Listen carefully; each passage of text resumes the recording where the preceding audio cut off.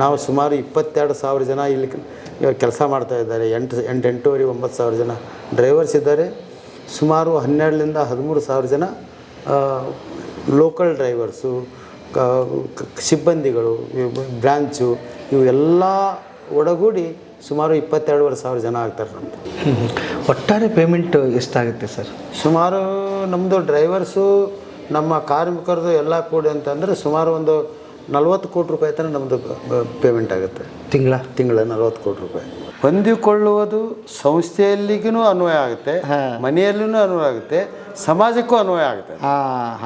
ಆ ಒಂದು ಗುಣ ನಾವು ಅದನ್ನು ಅಳವಡಿಸಿಕೊಳ್ಳದಿದ್ದರೆ ಓಕೆ ಮನುಷ್ಯನಿಗೆ ವ್ಯಾಲ್ಯೂ ಇಲ್ಲ ಅಂತ. We have to be cooperate with all sectors. Okay. Either it may be industry, either it may be a society, either it may be a house. Okay. With the sons, wife, everybody. So this is required for the development of the country. Okay. ಪ್ರತಿಯೊಬ್ಬರಲ್ಲಿ, not ನಮ್ಮೊಬ್ಬರಲ್ಲಿ. ಬರ್ರಿ ಬೀಗ್ರ ಊಟ ಮಾಡೋಣ. ಬಾಳ್ ಮಂದಾಗ್ಲಿ ತಗೋರಿ. ನಿಮ್ಮ ಬಾಯಾರಿಕೆಯಿಂದ ಹಂಗ ಆಗ್ಲೇವಾ? ಯಾಕೆ ನಮ್ಮ ಕಾಮನ್ ಮ್ಯಾನ್ಗೆ ಕನಸನ್ನು ನನಸು ಮಾಡೋದಕ್ಕೆ ಆಗೋದಿಲ್ಲ? ಭಾಳಷ್ಟು ಜನ ಅಂದ್ರೆ ನಾ ಎಕ್ಸ್ಪರ್ಟರಲ್ಲ, ಬಟ್ ಏನು ನಾ ತಿಳ್ಕೊಂಡಿದ್ದು ಒಂದು ಯಾವುದಾರು ಹಿಡಿದ್ರೆ ಅದನ್ನು ಹಿಂದೆ ಬೆನ್ನು ಹತ್ಬೇಕು. ಫಾಲೋ ಅಪ್ ಅಂತ ಹೇಳಿದ್ನಲ್ಲ. ಸೊ ಅದು ಅಂದ್ರೆ ನಮ್ಮ ಫಾದರ್ದು ಒಂದು ಸಿದ್ಧಾಂತ, ಒಂದು ಪಾಲಿಸಿ. ಸೊ ಅದು ನಾವು ನೋಡಿ ಕಲ್ತಿದ್ದು. ಅಂದ್ರೆ ಒಂದು ಏನೋ ಹಿಡಿದ್ರೆ ಅದನ್ನು ಅದ್ರ ಕಂಪ್ಲೀಟ್ ಒಂದು ಸಕ್ಸಸ್ ಆಗೋರಿಗೆ ಬಿಡಬಾರ್ದು. ಸೊ ಭಾಳಷ್ಟು ಜನ ಏನು ಸಕ್ಸಸ್ಸು ಆಗಂಗಿಲ್ಲ ಅಥವಾ ಮತ್ತೇನು ಟ್ರೈ ಮಾಡೋದು ಬೇಡ, ತಲೆ ಕೆಡ್ಸೋದು ಬೇಡ ಅಂದ್ರೆ ಕೈ ಬಿಟ್ಬಿಡ್ತಾರೆ. ಮತ್ತು ಇನ್ನೂ ಒಂದು ಕೆಟಗರಿ ಏನಂತಂದ್ರೆ ಒಂದು ಭಾಳ ಮ್ಯಾಗ ಎತ್ತರಕ್ಕೆ ಹೋದ್ಮ್ಯಾಗ ಮುಂದೆ ಅದನ್ನು ಎಫರ್ಟ್ಸ್ ಮಾಡೋಂಗಿಲ್ಲ, ಆಯ್ತು ಅಂತೇಳಿ ರಿಲ್ಯಾಕ್ಸ್ ಆಗಿಬಿಡ್ತಾರೆ. ಹೌದು. ಬಟ್ ನಮ್ದು ಹಂಗೆ ಹಿಂಗೆ ಮತ್ತು ಇನ್ನೂ ಹೆಚ್ಚಿಗೆ ಮಾಡೋದು ಅದಕ್ಕೆ ಎಂಡ್ಲೆಸ್ ಇದು ಇಟ್ಕೊಂಡ್ರೆ ನಾವು ಅಂದ್ರೆ ಯಾವಾಗಲೂ ನಾವು ಬೆಳಿತಿರ್ತೀವಿ ಮತ್ತು ನಾವು ಹೆಂಗಾಗಿರ್ತೀವಿ. ಹಾಂ, ಓಕೆ. ಇಲ್ಲಿಗೆ ಬ್ರೇಕ್ ಇಲ್ಲ, ಸಾಕು ಬಿಡಪ್ಪ, ಇನ್ನೇನು ಅಂದ್ಕೊಂಡಿದ್ದೆಲ್ಲ ಸಾಧನೆ ಮಾಡಿದ್ವಲ್ಲ, ಮತ್ತು ಇನ್ನೇನು ಯಾಕೆ ಅಂತ. ಮತ್ತೀಗ ನಮ್ಮ ಇದ್ರೊಳಗೆ ಏನಂತಂದ್ರೆ ನೋ ರಿಟೈರ್ಮೆಂಟ್ ನಮ್ಮ ಇದ್ರೊಳಗೆ, ನಮ್ಮ ಕಂಪ್ನಿಯಲ್ಲಿ. ಈಗ ಒಬ್ಬರು ಹತ್ತಿ ಸರ್ ಅಂತಿದ್ರು, ಈಗ ಒಂದು 5-6 ತಿಂಗಳಾಯ್ತು ಅವ್ರು ತೀರ್ಕೊಂಡ್ರು. At the age of 78-79. ಅವರು ಇಲ್ಲಿ ಕಮರ್ಷಿಯಲ್ ಟ್ಯಾಕ್ಸ್ ಆಫೀಸರ್ ಆಗಿದ್ರು. ಸೊ ಅವ್ರು ಯಾವಾಗ ಗೌರ್ಮೆಂಟ್ 58 ವರ್ಷ ರಿಟೈರ್ ಆದರು, ಅವಾಗ ನಮ್ಮ ಫಾದರ್ ಅಂದ್ರೆ ಅವರು ಅವಾಗ ನಮ್ಮ ವೆಹಿಕಲ್ಸಿಗೆ ಕೇಸ್ ಕೊಡೋದು, ನಮ್ಗೆ ಗಾಡಿ ಡಾಕ್ಯುಮೆಂಟ್ಸು ಹಿಂಗೆಲ್ಲ ಚೆಕ್ಕಿಂಗ್ ಎಲ್ಲ ಭಾಳ ಮಾಡ್ತಿದ್ರು ಅವರು. Very strict officer. ಸೊ ಅವಾಗ ನಮ್ಮ ತಂದೆಯವರು ಡಿಸೈಡ್ ಮಾಡಿದ್ರು, ಇವರು ಸಾಹೇಬ್ರು ರಿಟೈರ್ ಆದ ತಕ್ಷಣ ನಮ್ಮ ಆಫೀಸಿಗೆ ತರ್ಬೇಕಂತೇಳಿ. ಸೊ ರಿಟೈರ್ ಆದ ನೆಕ್ಸ್ಟ್ ಡೇನ ಅವ್ರಿಗೆ ಇಲ್ಲಿ ವೇರ್ಲಲ್ಲಿ ಜಾಬ್ ಹತ್ತಿ ಸರಿಗೆ. ಅವರು ವೈಸ್ ಪ್ರೆಸಿಡೆಂಟ್ ಅಡ್ಮಿನಿಸ್ಟ್ರೇಷನ್ ಅಂತ ಅವರಿಗೆ ಪೋಸ್ಟ್ ಕೊಟ್ಟಿದ್ವಿ. ಸೊ ವೆರಿ ಸ್ಟ್ರಿಕ್ಟ್ ಆಫೀಸರ್ ಅವರು. ಸೊ ಹಂಗೆ ಅವರು ಈಗ ಒಂದು 2 ವರ್ಷದಿಂದ ಅವರು ವೇರ್ಲಿಂದ ಅದ್ರ ಹೆಲ್ತ್ಗೋಸ್ಕರ ಅವರು ಏನೋ ಬಿಡು ಪರ್ಸೆಂಟ್ ಬಂತು. ಸೊ ಅದರ್ವೈಸ್ ಅವರು ತುಂಬ ಇಲ್ಲಿ ಕೂಡ ಸಾಕಷ್ಟು ಕೆಲಸ ಮಾಡಿದರು ಇಲ್ಲೇ ನಮ್ಮ ಕಂಪ್ನಿಯಲ್ಲಿ. ಸೊ ಅದು ನೋ ರಿಟೈರ್ಮೆಂಟ್ ಅಂತ ಹೇಳಿದ್ನಲ್ಲ. ಈಗ ನಮ್ಮ ತಂದೆಯವರು 75 ಈಗ ಅವರು ಬಿಹಾರ ಅಂದ್ರೆ ಪಟ್ನಾ ಅಥವಾ ಮುಜಾಫರ್ಪುರ್ ನೀನು ಹೋಗಿದ್ರು, ಇವತ್ತು ಗಯಾ ಹೋಗಿದ್ದಾರೆ. ಅವ್ರ ಜೊತೆಗೆ ನನ್ನ ಮಗನೂ ಹೋಗ್ಯಾನ ಶಿವ. ಅಲ್ಲಿ ಅವ್ರು ಹೆಂಗೆ ಪರ್ಫಾರ್ಮೆನ್ಸ್ ಹೆಂಗೆ ನಡೆದೈತಿ, ಆಮ್ಯಾಗ ಗುಡೌನ್ ಸರಿ ಐತಿಲ್ಲೋ, ಅಲ್ಲಿ ಸ್ಟಾಫ್ ಇದ್ದಾರಲ್ಲ ಅಂಥೇಳಿ ಹಿಂಗೆ ಖುದ್ದಾಗಿ ಹೋಗಿ ಅವ್ರು ವಿಸಿಟ್ ಮಾಡಿ ಇದು ಮಾಡ್ತಾರೆ, ಇನ್ನು ಬ್ರಾಂಚ್ ಇನ್ಸ್ಪೆಕ್ಟ್ ಮಾಡ್ತಾರೆ. ಸೊ ಅಂದರೆ ಈಗ ಅವ್ರು 75 ಇದ್ದರೂ still very hard working. So no retirement ಅಂತೇಳಿ. ಈಗ ಅಂದ್ರೆ ನೀವು ನಿಮ್ಮ ಪ್ರಶ್ನೆಗೆ ಭಾಳಷ್ಟು ಜನ ಈಗ ಕೇಳಿದ್ರಲ್ಲ, ಸೊ ಅದು ಒಂದು ಸಕ್ಸಸ್ ಬಂದ್ಮ್ಯಾಗ ಬಿಟ್ಬಿಡ್ತಾರೆ ಎಫರ್ಟ್ಸ್ ಮಾಡೋದನ್ನು. ಬಟ್ ನಮ್ದು ಹೆಂಗೆ ಅಂತಂದ್ರೆ ನಾವು ಲೈಕ್ ಅದೆಷ್ಟೋ ಇದ್ರು. ಮತ್ತು ಈಗ ನಾವು ನಿನ್ನೆನ ಉದಾಹರಣೆ, ಈಗ ನಮ್ಮದು ವಿಜಯವಾಣಿ ನಂಬರ್ 1 ಸರ್ಕ್ಯುಲೇಷನ್ ವೈಸು. ನೀವು ಬೇರೆ ಪತ್ರಿಕೆ ನಿನ್ನೆ ನಾನು ಸರ್ಕ್ಯುಲೇಷನ್ ಮೀಟಿಂಗ್ ತೊಗೊಂಡೆ 1.5 ತಾಸು. VC ಕಾಲ್ ಆಲ್ ಓವರ್ ಕರ್ನಾಟಕ. 10 ಎಡಿಷನ್ ಇನ್ಚಾರ್ಜಸ್ಸು ಮತ್ತು ರೆಸಿಡೆಂಟ್ ಎಡಿಟರ್ಸು ಮತ್ತು ಸಂಬಂಧಪಟ್ಟ ಸರ್ಕ್ಯುಲೇಷನ್ ಇನ್ಚಾರ್ಜ್ಗಳು. ಸೊ ಅಂದ್ರೆ ನಾವು ಆಯ್ತು, ನಾವು ನಂಬರ್ 1 ಅಂತೇಳಿ ನಾವು ಹಿಂಗೆ ಕುಂದ್ರಂಗಿಲ್ಲ. ಮತ್ತು ಇನ್ನೂ ಎಷ್ಟು ಅದು ಹೆಚ್ಚಿಗೆ ನಂಬರ್ 1 ನಂಬರ್ 2 ಗ್ಯಾಪ್ ಇನ್ನೂ ಎಷ್ಟು ಹೆಚ್ಚಿಗೆ ಮಾಡಬೇಕು ಅನ್ನೋದ್ರ ಪ್ಲ್ಯಾನ್ ಹಿಂಗೆ. ಈಗ ಏನೊಂದು ಗ್ಯಾಪ್ ಐತಲ್ರಿ ನಂಬರ್ 1 ನಂಬರ್ 2ಕ್ಕೆ ಅದು ಇನ್ನೂ ಮತ್ತೆ ಎಷ್ಟು ಹೆಚ್ಚಿಗೆ ಮಾಡ್ಬೇಕು ಅನ್ನೋದು ಎಫರ್ಟ್ಸ್. ಸೊ ಅದು ಸಕ್ಸಸ್ ಬಂದ ಮ್ಯಾಗ ಸುಮ್ಮ ಕುಂದ್ರು ಭಾಳ ಜನ ನಾನು ನೋಡಿದೆ ಬಿಟ್ಬಿಡ್ತಾರೆ. ಅದು ಆಗಬಾರ್ದು ಅಂತಂದು ನಿಮ್ಗೆ ಕೇಳಿದ ಪ್ರಶ್ನೆಗೆ ನಾನು ಹೇಳ್ತೇನೆ. ಓಕೆ ಸರ್, ನಮಸ್ತೆ. ನಮಸ್ತೆ. ಸರ್, ಒಂದು ದೊಡ್ಡ ಜವಾಬ್ದಾರಿ ಹೊತ್ತಿದ್ದೀರಿ. HR ಡಿಪಾರ್ಟ್ಮೆಂಟು ಸಂಸ್ಥೆ ಭಾಳ ಮುಖ್ಯವಾದ ಅಂಗ ಇದು. ಅದರ ಜವಾಬ್ದಾರಿ ತಾವು ವಹಿಸಿದ್ದೀರಿ. ತಮ್ಮ ಪರಿಚಯ ಸರ್? ನಾನು SG ಪಾಟೀಲ್ ಅಂಥೇಳಿ ನನ್ನ ಹೆಸರು. ನಾನು ಇಲ್ಲಿ ವೈಸ್ ಪ್ರೆಸಿಡೆಂಟ್ ಅಂತ ಕೆಲಸ ಮಾಡ್ತಾಯಿದ್ದೀನಿ. HR ಮಾನವ ಸಂಪನ್ಮೂಲ ವಿಭಾಗದ ಅಧಿಕಾರಿ. ನಾನು ಸುಮಾರು ಈಗ 2005ರಲ್ಲಿ ಇಲ್ಲಿ ಜಾಯ್ನ್ ಆಗಿದ್ದೀನಿ. ಓಕೆ. 2005 ಪೂರ್ವದಲ್ಲಿ ನಾನು ಬೇರೆ ಕಡೆ ಹುದ್ದೆಯಲ್ಲಿದ್ದೆ. ಅಲ್ಲಿ 31 ವರ್ಷ ಕೆಲಸ ಮಾಡಿ ವೆಸ್ಟ್ ಕೋಸ್ಟ್ ಪೇಪರ್ ಮಿಲ್ ಅಂತ ಹೇಳಿ ದಾಂಡೇಲಿಯಲ್ಲಿ, ಓಕೆ, ಅಲ್ಲಿ 31 ವರ್ಷ ಅಲ್ಲಿ ಮಾನವ ಸಂಪನ್ಮೂಲ ವಿಭಾಗದಲ್ಲಿ ಕೆಲಸ ಮಾಡಿ ಇಲ್ಲೇ ನಾನು ಬಂದೆ.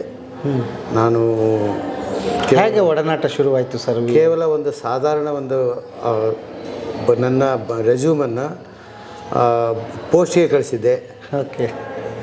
ಸನ್ಮಾನ್ಯ ಶ್ರೀ ವಿಜಯ ಸಂಕೇಶ್ವರ್ ಅವರು ನನ್ನ ಒಂದು ಪೋಸ್ಟಿನ ಮೂಲಕ ಬಂದಂಥ ರೆಸ್ಯೂಮನ್ನು ನೋಡಿ ನನಗೆ ಒಂದು ಅವರು ಲೆಟರ್ ಬರೆದರು. ನೀವು ಮೇ 5ನೇ ತಾರೀಕಿನೊಳಗೆ 6ನೇ ತಾರೀಕಿಗೆ ಬಂದು ನಮ್ಮನ್ನು ಭೇಟಿಯಾಗಬೇಕು ಅಂಥೇಳಿ. ಅದೇ ರೀತಿಯಾಗಿ ನಾನು ಅವರಿಗೆ ಪ್ರತ್ಯುತ್ತರ ಕೊಟ್ಟು 5ನೇ ತಾರೀಕಿಗೆ ಹೋದೆ. ಕೇವಲ ಒಂದು 5 ನಿಮಿಷ ಅಥವಾ 10 ನಿಮಿಷದಲ್ಲೇ ನನ್ನ ಇಂಟರ್ವ್ಯೂವನ್ನು ಅವರು ಮುಗಿಸಿದರು. ಸಾಮಾನ್ಯವಾದ ಪ್ರಶ್ನೆಗಳನ್ನು ಕೇಳಿದರು. ಯಾಕೆ ಬಿಡ್ತೀರಿ ಏನು ಅಂತೇಳಿ. ನನ್ನ ಉಜ್ವಲ ಭವಿಷ್ಯಕ್ಕಾಗಿ ನಾನು ಬಿಡ್ತಾ ಇದ್ದೀನಿ, ರಿಸೈನ್ ಮಾಡ್ತಾ ಇದ್ದೀನಿ ಅಂತೇಳಿ. ಆಯಿತು, ನಾವಿಲ್ಲೇ ಜನರಲ್ ಮ್ಯಾನೇಜರ್ ಪೋಸ್ಟ್ ಕೊಡ್ತೀವಿ ಅಂಥೇಳಿ ಜೂನ್ 1ನೇ ತಾರೀಕಿಗೆ ನೀವು ಬಂದು ಜಾಯ್ನ್ ಆಗಬೇಕು ಅಂದರು. ಸೊ ಅಲ್ಲೇ ನಾನು ರಾಜೀನಾಮೆ ಕೊಟ್ಟು ಇಲ್ಲಿ ಜೂನ್ 1ನೇ ತಾರೀಕಿಗೆ ಬಂದೆ.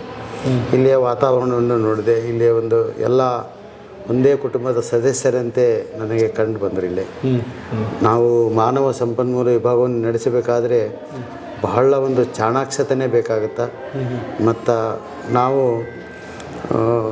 ಆಡಳಿತ ವರ್ಗಕ್ಕಾಗಲಿ ಅಥವಾ ಕಾರ್ಮಿಕ ವರ್ಗಕ್ಕಾಗಲಿ ಇಬ್ಬರ ನಡುವೆ ಒಂದು ಸೇತುವೆ ಇದ್ದಾಗ ಬಾಂಧವ್ಯವನ್ನು ಗಟ್ಟಿಗೊಳಿಸುವಂಥ ಸಂಸ್ಥೆ ಇಲಾಖೆ ಇದು. ಓಕೆ.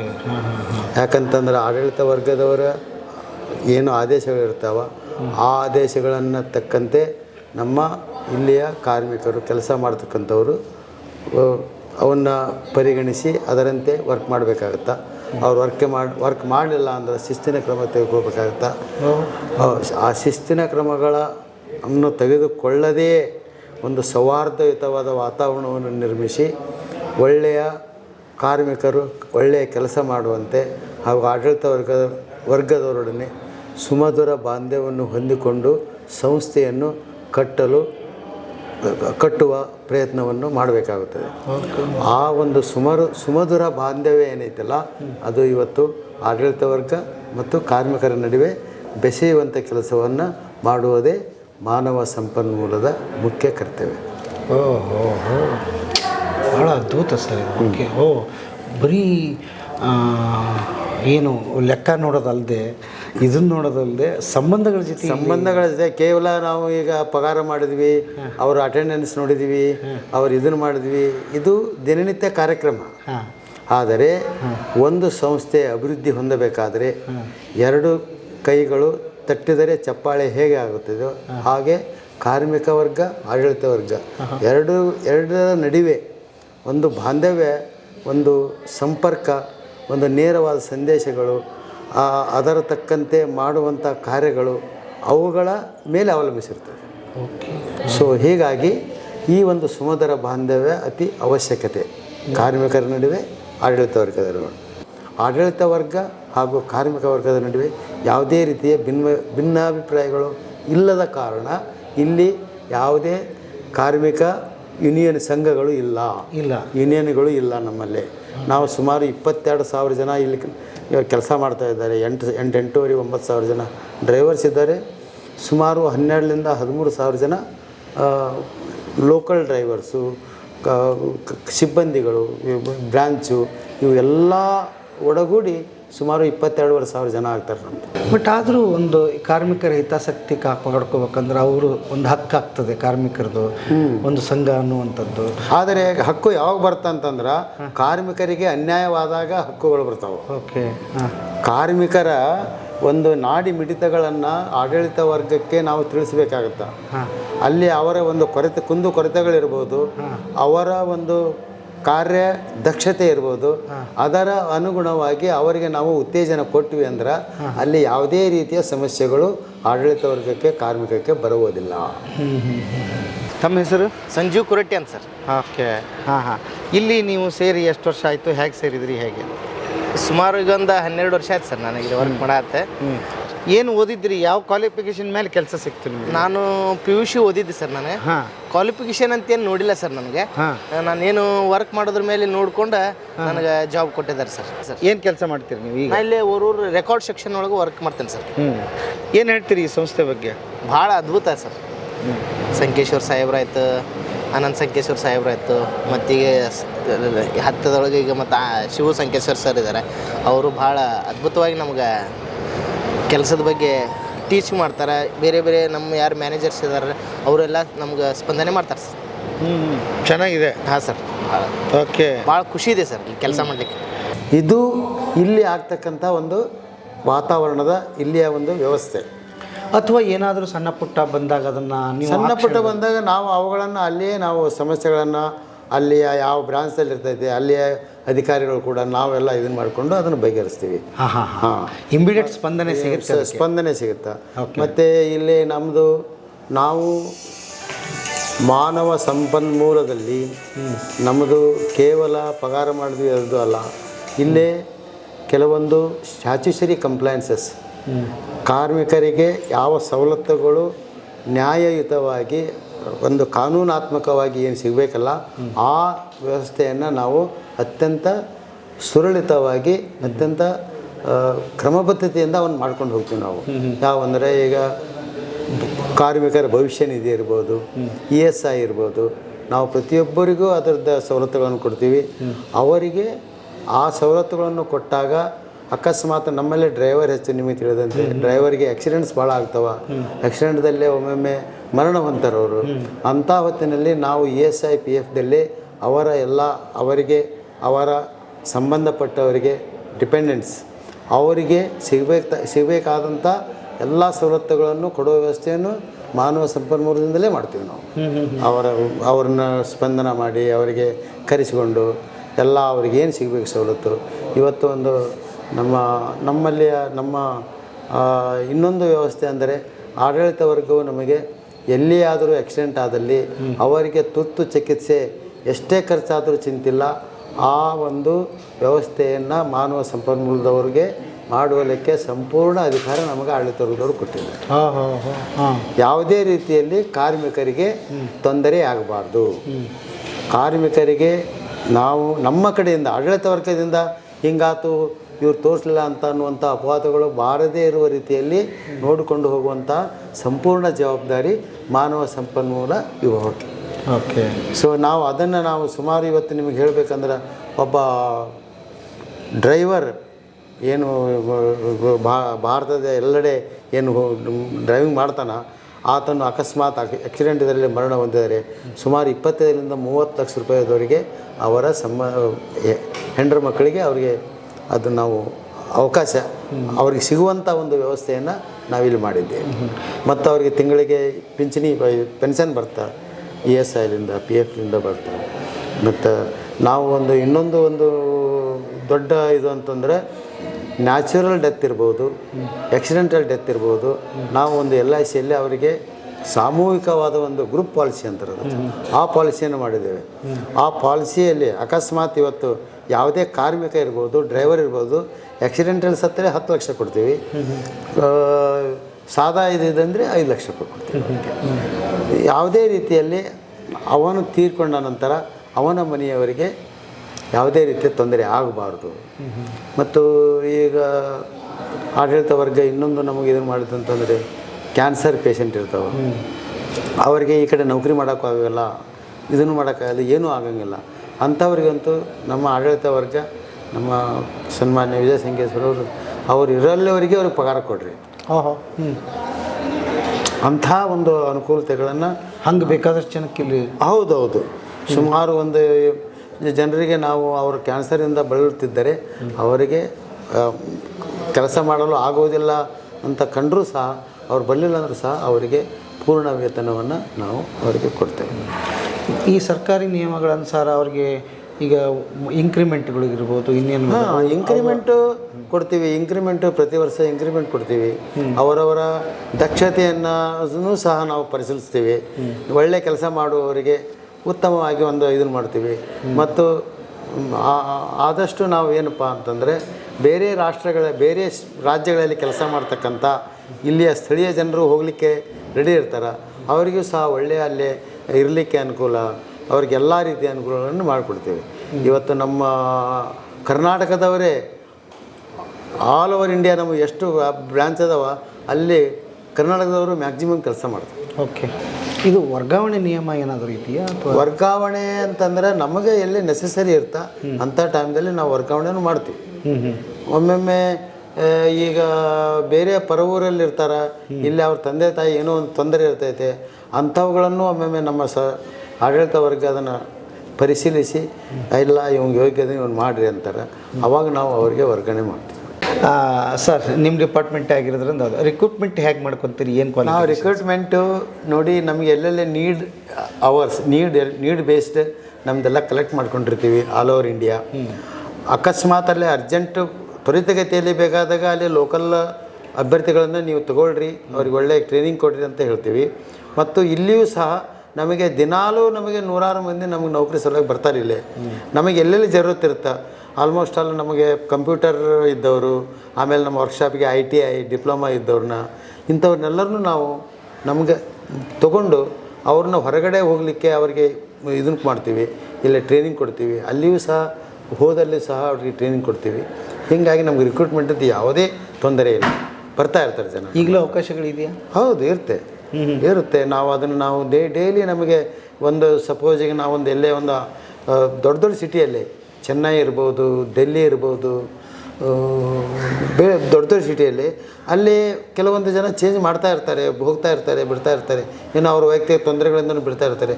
ಅಂಥ ಟೈಮ್ನಲ್ಲಿ ನಮಗಲ್ಲಿ ಒಂದು ಹೆಚ್ಚಿನ ಒಂದು ಮಾನವ ಸಂಪನ್ಮೂಲ ಬೇಕಾಗುತ್ತೆ. ಯಾಕಂದರೆ ನಾವು ದೊಡ್ಡ ಒಂದು TPT ಹಬ್ ಇರ್ತಾವೆ ನಮ್ಮವು, ಅಂತಲ್ಲಿ ನಮ್ಮದು ಭಾಳ ಕೆಲಸ ಇರುತ್ತೆ. ಅಲ್ಲಿ ತೊಂದರೆ ಆಗಬಾರ್ದು. ದಿನಾಲು 3,000-4,000 ಟನ್ ಲೋಡ್ ಆಗುತ್ತೆ, 3,000-4,000 ಟನ್ ಅನ್ಲೋಡ್ ಆಗುತ್ತೆ. ಅಂಥಲ್ಲಿ ಸಾಕಷ್ಟು ಕೂಲಿ ಕಾರ್ಮಿಕರು ಬೇಕಾಗುತ್ತಾ, ಇದನ್ನು ಸೂಪರ್ವೈಸರ್ಸು ಬೇಕಾಗುತ್ತಾ, ಎಲ್ಲ ರೀತಿಯಿಂದಲೇ ನಮಗೆ ರಿಕ್ವೈರ್ಮೆಂಟ್ ಇರುತ್ತೆ. ಆ ರಿಕ್ವೈರ್ಮೆಂಟ್ ಪ್ರಕಾರ ನಾವು ತೊಗೊತಾ ಇರ್ತೀವಿ. ಓಕೆ. ಈಗ ನನಗೆ ಆಸೆ ಇದೆ ಸರ್ ಬರಬೇಕು ಅಂತ, ಬಟ್ ನನಗೆ ಗೊತ್ತಿಲ್ಲ, ಸ್ಕಿಲ್ ನನ್ನ ಹತ್ರ ಇಲ್ಲ. ಆ ಥರದ್ದು ಟ್ರೈನಿಂಗ್ ಪ್ರೋಗ್ರಾಮ್ ಇಲ್ಲ ಅಂತಂದರೆ ನಾವೇನು ಮಾಡ್ತೀವಿ, ಈಗ ಸಪೋಸ್ ಒಬ್ಬರು BA BCom ಗ್ರ್ಯಾಜುಯೇಟ್ ಆಗಿರ್ತಾರೆ, ಗ್ರ್ಯಾಜುಯೇಟ್ ಆದ್ರೆ ನನ್ನ ಹತ್ರ ಬರ್ತಾರೆ. ನಾನು ಇಲ್ಲಿ ಇಂಥಲ್ಲಿ ಕಳಿಸ್ತೀನಿ, ಹೋಗ್ತೇನಪ್ಪ ಅಂತ ಕೇಳ್ತೀವಿ ಅವ್ರಿಗೆ.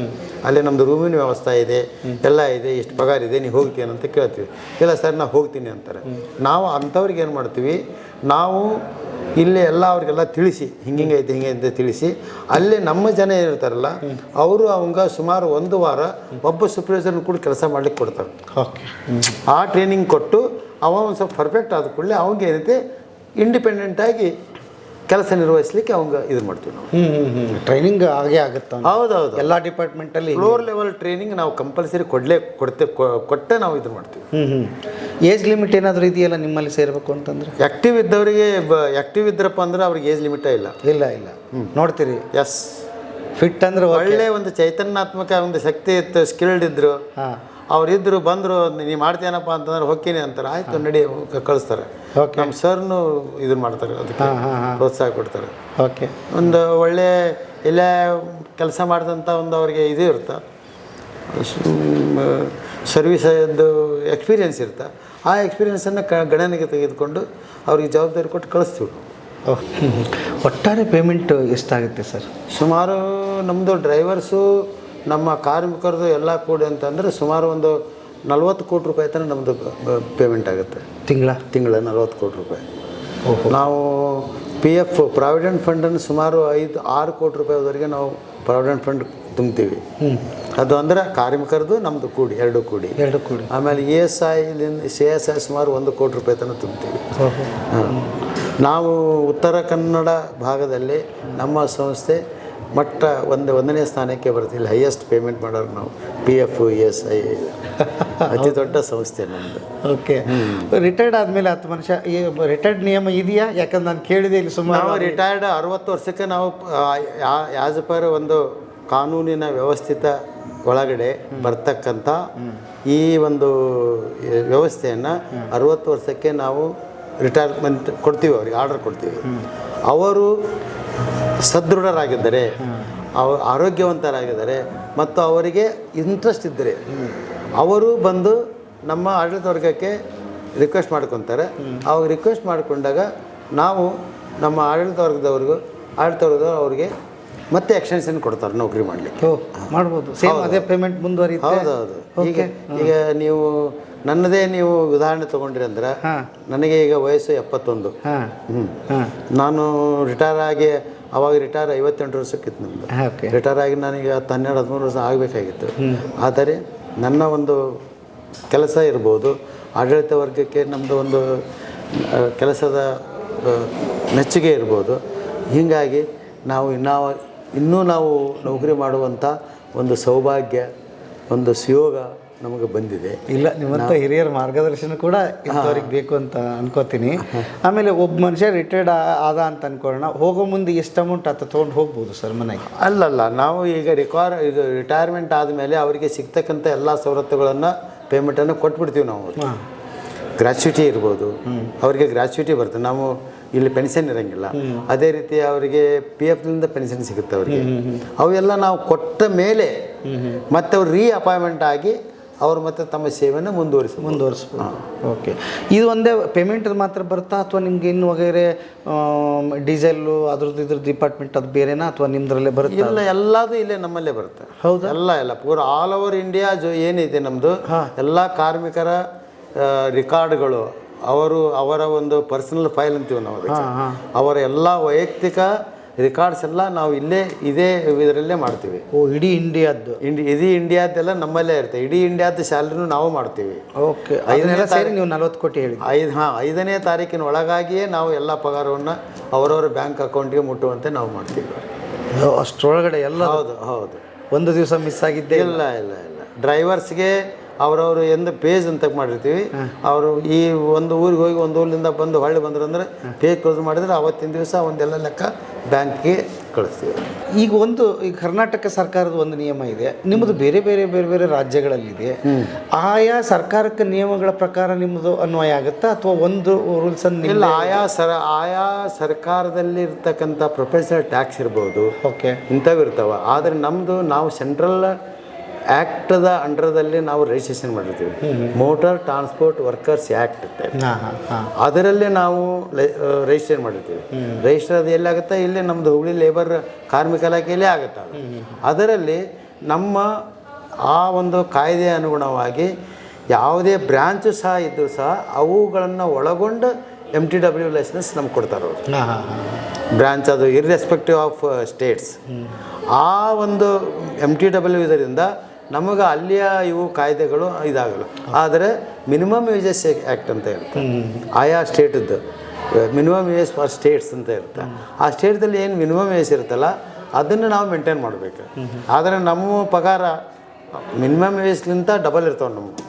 ಒಬ್ಬೊಬ್ಬರು ಅವರ ದಕ್ಷತೆ ಪ್ರಕಾರ, ಅವರ ಅಧಿಕಾರ, ಅವ್ರದ್ದು ಡೆಸಿಗ್ನೇಷನ್ ಪ್ರಕಾರ ಪಗಾರ ಇರ್ತಾರೆ. ಒಬ್ಬರು 2 ಲಕ್ಷ ತೊಗೊಂಡಿರ್ತಾರೆ, 3 ಲಕ್ಷ ತೊಗೊತಾರೆ, 5 ಲಕ್ಷ ತೊಗೊತಾರೆ. ಹಂಗೆ ಅವ್ರವ್ರ ಇದ್ರ ಮೇಲೆ ಇರ್ತೈತೆ ಅದು ಪಗಾರ. नमस्ते सर। नाम क्या आपका? राम प्रसाद सोनगरा। किधर से आए? मैं इंदौर से हूँ। इंदौर से? हाँ VRL एम्प्लॉय? हाँ, VRL में मेरे को 6 कितने साल हो गए आप? 6 साल हो गए मेरे को। 6 साल हो गए। हाँ, कैसा है कंपनी? एकदम गुड, बेस्ट। मैं इससे पहले 7 साल, मेरे को 22 साल सर्विस करते करते हो गया ये मोटर लाइन में। पर अभी 7 साल से जो मेरे को VRL ने दिया वैसा काम मार्केट में देखने को नहीं मिलेगा आपको। हाँ। क्या विशेष है? विशेष ये पेमेंट के लिए ड्राइवर को वो मतलब वो नहीं करना पड़ता, वेट। हाँ। टाइमिंग से पेमेंट मिलता है। हाँ। सुविधा भी अच्छा है सब जगह। माल के लिए रुकता नहीं है, सर्विस अच्छी है कुल मिला के। हाँ सर्विस तो हम लोग करते हैं तो होता है, बाकी गुड। ओके, क्या पढ़ा है आपने? मैं 10th किया हूँ सर। 10th किया। ओके, हाँ हाँ हाँ, ट्रेनिंग इनिंग दिया? हाँ, आपका ट्रेनिंग ये- फर्स्ट टाइम लॉकडाउन के समय आया था जब हुई थी। हाँ हाँ, उसके बाद ही मैं बड़ा गाड़ी चलाता हूँ, मैं वो ट्रेलर गाड़ी जिसको बोलते हैं, हाँ कार कैरियर, हाँ। वो गाड़ी चलाता तनहा छोड़ के क्या क्या बेनिफिट मिल रहा है आपको? हूँ। जैसे पीएफ वगैरह, अदर मार्केट में कहीं नौकरी करोगे ये सुविधा है नहीं।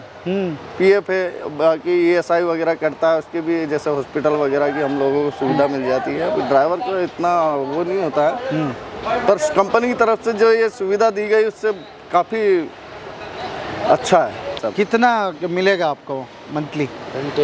मंथली 35-40 हज़ार रुपये तो कमा ही लेता है। 40,000 तक? हाँ, कर ही लेता है इतना। ओके, हाँ हाँ। वो मेहनत भी करना पड़ता है, नहीं तो इधर आके पड़े हैं तो थोड़ी होगा। काम करोगे तो पेमेंट मिलेगा, नहीं तो नहीं मिलेगा। किधर भी जाओ आप। ಕಿದರ್ ಬೀಜ. ಹಾಂ, ಈ ಮಾನವೀಯ ನೆಲೆಗಟ್ಟುಗಳ ಮೇಲೆ ಕೆಲಸ ಮಾಡ್ತೀರಾ? ಹೌದೌದು. ರೂಲ್ಸ್ ಅಂತಿಲ್ಲ, ಕೆರೆ ರೂಲ್ಸ್ ಇಲ್ಲ. ಓಕೆ. ನಮ್ಮ ಚೇರ್ಮನ್ರು, ನಮ್ಮ ಮ್ಯಾನೇಜಿಂಗ್ ಡೈರೆಕ್ಟರು ಅವ್ರದ್ದು ಏನಪ್ಪ ಅಂತಂದ್ರೆ ಅಲ್ಲಿಯ ಒಂದು ವಾತಾವರಣ ಬರೀ ಅವರು ಅವಲೋಕನ ಮಾಡಿನ ನಮಗೆ ಡಿಸೈಡ್ ಮಾಡ್ತಾರೆ. ಅಲ್ಲೆಲ್ಲ ಭಾಳ ಕಾಸ್ಟ್ಲಿ ಇದೆ, ನೀವು ಈಗ ಸಣ್ಣ ಪಗಾರ ಕೊಟ್ಟರೆ ನಡೆಯಂಗಿಲ್ಲ, ಚಲೋ ಒಳ್ಳೆ ಪಗಾರ ಕೊಡಬೇಕು ಅವರಿಗೆ, ಅವ್ರದ್ದು ಜೀವನ ಚೆನ್ನಾಗಿರಬೇಕು. ಈ ಒಂದು ಕಲ್ಪನೆಯನ್ನು ಇಟ್ಕೊಂಡು ಸಂಸ್ಥೆ ನಡೀತಾ ಇದೆ. ಇವತ್ತು 22 ಸಾವಿರ ಜನ ಕೆಲಸ ಮಾಡ್ತಾರಂದ್ರೆ ಯಾವುದೇ ತರಹದ ಒಳಜಗಳಿಲ್ಲ, ಯಾವುದೇ ಜಗಳಿಲ್ಲ, ಕಾರ್ಮಿಕ ವಿವಾದಗಳಿಲ್ಲ.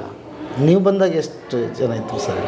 ನಾವು ಬಂದಾಗ ಅವಾಗ ಸುಮಾರು ಒಂದು 10-12 ಸಾವಿರ ಜನ ಮೇಲೆ ಇತ್ತು. 12 ಸಾವಿರ. ಈಗ 25,000 ಜನ ಆಗಿದೆ ಸರ್. ಓಕೆ, ನಂದೊಂದು ಪ್ರಶ್ನೆ ಸರ್, ನನಗೆ ಇವತ್ತಿನ ಯುವಕರಿಗೆ ನೀವು ಹೇಳೋದಾದರೆ, ಒಂದು ದೊಡ್ಡ ಸಾಮ್ರಾಜ್ಯ ಕಟ್ಟಬೇಕಾದ್ರೆ ಏನನ್ನು ಅವ್ರ ತಲೆಯಲ್ಲಿ ಇಟ್ಕೋಬೇಕು ಸರ್? ಒಂದು ದೊಡ್ಡ ಸಾಮ್ರಾಜ್ಯ ಕಟ್ಟಬೇಕಾದ್ರೆ ಫಸ್ಟ್ ಇಚ್ಛಾಶಕ್ತಿ ಒಂದು ಬೇಕು, ಅದರಲ್ಲಿ ಇನ್ವಾಲ್ವ್ಮೆಂಟ್ ಬೇಕು. ಒಂದು ತನ್ನನ್ನೇ ತಾನು ತೊಡಗಿಸಿಕೊಳ್ಳುವಂಥ ಮಹಾ ಚೈತನ್ಯ ಅವ್ರ ಹತ್ರ ಬೇಕು. ಆಮೇಲೆ ನಾನು ಮುಂದಿನ ಕನಸು, ಫ್ಯೂಚರ್ ನಾನು ಹಿಂಗಾಗಬೇಕು ಅಂದರೆ ಯಾವ ರೀತಿ ನಾವು ಕನ್ಸ್ಟ್ರಕ್ಟಿವ್ ಆಗಿ ವ್ಯವಸ್ಥಿತವಾಗಿ ಆ ಒಂದು ಸಂಸ್ಥೆಯಲ್ಲಿ ತೊಡಗಿಸಿಕೊಂಡರೆ ಖಂಡಿತವಾಗಿಯೂ ಅವರಿಗೆ ಯಶಸ್ಸು ಖಂಡಿತ ಕಟ್ಟಿಟ್ಟ ಬುತ್ತಿ. ಇನ್ವಾಲ್ವ್ಮೆಂಟ್ ಆ್ಯಂಡ್ ಇವತ್ತು ಕಸ್ಟಮರ್ಸ್ ಓರಿಯೆಂಟೆಡ್ ಮಾರ್ಕೆಟ್ ಇದು. ಇವತ್ತಿನ ಒಂದು ಯುಗ, ಇವತ್ತಿನ ಒಂದು ಜನ್ರೇಷನ್ದಲ್ಲಿ ದಕ್ಷತೆ ಅನ್ನೋದೇನಿದೆಯಲ್ಲ ಅದು ಬರಬೇಕಾದ್ರೆ ಅಲ್ಲಿಯ ಸಂಸ್ಥೆಯ ಮಾಲೀಕರ ಒಂದು ಪ್ರೋತ್ಸಾಹ, ಉತ್ತೇಜನ ಏನಿದೆಯಲ್ಲ ಅದು ಭಾಳ ಇಂಪಾರ್ಟೆಂಟು. ಮತ್ತು ಅವರಿಗೆ ಕಾರ್ಮಿಕರಿಗೆ ತರಬೇತಿ ಕೊಡೋದು, training and development, skill development, ಇವು ಎಲ್ಲವನ್ನು ಪರಿಗಣನೆಗೆ ತೆಗೆದುಕೊಂಡು ತನ್ನ ಒಂದು ಇಚ್ಛಾಶಕ್ತಿ, ತನ್ನ ಒಂದು ಇನ್ವಾಲ್ವ್ಮೆಂಟ್, ಕಮಿಟ್ಮೆಂಟ್ ಇವು ಎಲ್ಲವೂ ಇದ್ದಾಗ ಮಾತ್ರ ಆ ಯುವಕ ಖಂಡಿತವಾಗಿಯೂ ತನ್ನ ಒಂದು ಸಂಸ್ಥೆಯಲ್ಲಿ ಯಶಸ್ಸು ಗಳಿಸಲಿಕ್ಕೆ ಯಾವುದೇ ಥರದ ಸಂದೇಹವಿಲ್ಲ. ಇಲ್ಲ, ಅದು ಇಲ್ಲಿ ಆಗಿದೆ. ಇಲ್ಲ ಆಗಿದೆ. ನಿಮ್ಮಂಥ ಮಹನೀಯರ ಕಾರಣ ಸರ್, ತುಂಬ ಖುಷಿ ಆಯಿತು ನಿಮ್ಮ ಹತ್ರ. ಯಾಕೆಂದರೆ ನೋಡಿ, 71 ಇನ್ನೂ ಎಷ್ಟು ಹುಮ್ಮಸ್ಸಿಂದ 22,000 ಜನದ್ದು ಏಕಕಾಲಕ್ಕೆ ಎಲ್ಲ ಕಡೆ ಕಣ್ಣು ಹಾಕಿ ನೋಡ್ಕೋದ್ರೆ ಭಾಳ ಕಷ್ಟ. ಇದೆಲ್ಲ ದೇವರ ಇಚ್ಛೆ, ದೇವರ ಒಂದು ಆಶೀರ್ವಾದ. ಸನ್ಮಾನ್ಯ ನಮ್ಮ ಹಿರಿಯರಾದಂಥ ಸಂಕೇಶ್ವರ್ ಸರ್, ಆನಂದ್ ಸರ್ ಅವರ ಒಂದು ಪ್ರೋತ್ಸಾಹ, ಈ ಒಂದು ನಮ್ಮನ್ನು ಒಂದು ಯೌವನಾವಸ್ಥೆಯ ಒಂದು ಹುರುಪಿನಲ್ಲಿ ಕೆಲಸ ಮಾಡ್ತಕ್ಕಂಥ ಶಕ್ತಿ ಆ ಪರಮಾತ್ಮ ಕೊಟ್ಟಿದ್ದಾನೆ. ಮಾಡ್ತಾಯಿದ್ದೀವಿ. ಎಲ್ಲಿಯವರೆಗೆ ಋಣಾನುಬಂಧ ಇದೆ ಅಲ್ಲಿಯವರೆಗೆ ಸಂಸ್ಥೆಗೆ ದುಡಿಯುವಂಥ ಛಲ ನಮ್ಮಲ್ಲಿದೆ, ನಾವು ಮಾಡ್ತೀವಿ. ಒಂದೇ ಒಂದು ನೋವಿನ ಸಂಗತಿ ಏನಂದರೆ, ಸರ್ಕಾರಗಳು IAS ಆಫೀಸರ್ಗಳು ನಿಮ್ಮ ಥರ ಇದ್ದುಬಿಟ್ಟಿದ್ರೆ ಸ್ವರ್ಗ ಆಗಿರೋದು ನಮ್ಮ ನಾಡು. ಏನು ಮಾಡ್ತೀರಿ, ಅದು ಬರಲಿ, ಏನು ಮಾಡೋಕ್ಕಾಗಲ್ಲ. ಬಟ್ ನಿಮ್ಮಂಥವ್ರು ನಮ್ಮ ಕನ್ನಡ ನಾಣ್ಯ, ಅದು ನಮ್ಮ ಸಂಸ್ಥೆಯಲ್ಲಿ ಇದ್ದೀರಲ್ಲ ಸರ್, ನಮ್ಮ ಕನ್ನಡ ನೆಲದಲ್ಲಿ ದೇವರ ಆಶೀರ್ವಾದ ನಮ್ಮ ಒಂದು ಭಾಗ್ಯ ಅಂತ ಅಂತೀವಿ ನಾವು. ಎಲ್ಲರೂ ತಾಯಿ ಕರಡ್ನವ್ರು ಇದ್ದೀರಿ. ನಾನು ಬರೀ ರೂಲ್ಸ್ ಇಲ್ಲಿ ವರ್ಕ್ ಆಗ್ತಿಲ್ಲ. ನಾನು ಅದೇ ಅಂದ್ಕೊಂಡೆ, ನಾಮಕಾವಸ್ತಿ ಒಂದೊಂದು ಡಿಪಾರ್ಟ್ಮೆಂಟ್ ಮಾಡಿದ್ದಾರೆ ಅಷ್ಟೇಪ್ಪ ಇಲ್ಲಿ. ನಿಜಕ್ಕೂ ನಿನ್ನೆಯಿಂದ ಮಾತಾಡ್ತಾ ಇದ್ದೀನಿ ಸರ್, ಎಲ್ಲರೂ ಅದೇ ಹಂಬಲಿಂದ ಮಾತಾಡ್ತಿದ್ದಾರೆ. ನಂದು ಕೆಲಸ ಇಲ್ಲಿ ಒಂದೊಂದು ಜವಾಬ್ದಾರಿ, ಹಾಗಾಗಿ ನಾಯಕತ್ವದ ಗುಣ ಇದೆ ಎಲ್ರಿಗೂ ಕೂಡ, ಎಲ್ಲರಿಗೂ ನಂದು ಅನ್ನೋದಿದೆ. ಮೋಸ್ಟ್ಲಿ ಇದರ ಫೌಂಡೇಶನ್ ಅಷ್ಟು ಗಟ್ಟಿಯಾಗಿದೆ ಅಂತ ಅಂದ್ಕೊಂಡಿದ್ದೀನಿ. ಇಲ್ಲ, ಭಾಳ ಗಟ್ಟಿ ಇದೆ.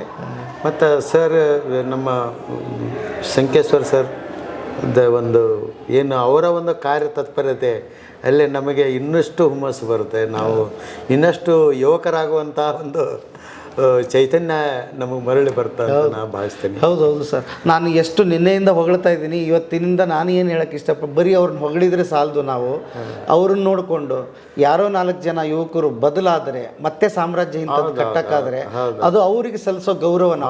ಸುಮ್ಮನೆ ನೀವು ದೊಡ್ಡವರು ಅಂತ ಹೇಳಿದ್ರೆ ಏನು ಬೆಲೆ ಇದೆ ಅಲ್ವ ಸರ್? ಇಲ್ಲ, ಅದಕ್ಕೇನಿಲ್ಲ. ಸರಿ, ಯಾವಾಗಲೂ ಯಾವುದೇ ಒಂದು ಯಾರಿಗೆ ನಾವು ಹೇಳಬೇಕಾದ್ರೂ ಈ ಉದಾಹರಣೆ ತೆಗೆದುಕೊಂಡು ನಾವು ಕೆಲಸ ಇವತ್ತು ಮಾಡಬೇಕು. ಯಾಕಂದ್ರೆ ಹಿಂದಿನ ಜನ್ರೇಷನ್ 90ರ ಪೂರ್ವದಲ್ಲಿ ಇರ್ತಕ್ಕಂಥ ಒಂದು ಕಮಿಟ್ಮೆಂಟ್ ಏನಿತ್ತು, ಇವತ್ತಿನ ಯುವಕ ಪೀಳಿಗೆಗೆ ಅದು ಬರಬೇಕು, ಅದು ಬರಬೇಕು. ಯಾಕಂದರೆ ಆವಾಗ ಒಂದು ಕಮಿಟ್ಮೆಂಟ್ ಅಂತೇಳಿ ಒಂದು ಇರ್ತಿತ್ತು. ಆ ಕಮಿಟ್ಮೆಂಟ್ದ ಒಂದು ಕೊರತೆ ಸ್ವಲ್ಪ ಕಡಿಮೆ ಕಾಣ್ತಾ ಇದೆ. ಅದನ್ನು ತುಂಬಿಸುವಂಥ ಶಕ್ತಿ ನಮ್ಮಂಥ ಸಂಸ್ಥೆಗಳು ಮಾಡಬೇಕು. ನಾವಿಲ್ಲಿ ಮಾಡ್ತಾ ಇದ್ದೀರಿ. ನಮ್ಮ ಭಾಗದ ಎಷ್ಟೋ ಜನ ಮಾತಾಡಿಸ್ತಾ ಹೋದೆ, ಹುಡುಗರಿಗೆ ಕೆಲಸ ಕೊಟ್ಟಿದ್ದೀರಿ, ಅವ್ರ ಬದುಕಿನಲ್ಲಿ ಬೆಳಕು ಬಂದಿದೆ, ಹೆಮ್ಮೆಯಿಂದ ಮಾತಾಡ್ತಾರೆ, ನಮ್ಮ ದೇವರು ಅಂತಾರೆ. ಸೊ ಎಲ್ಲರೂ ಸೇರಿ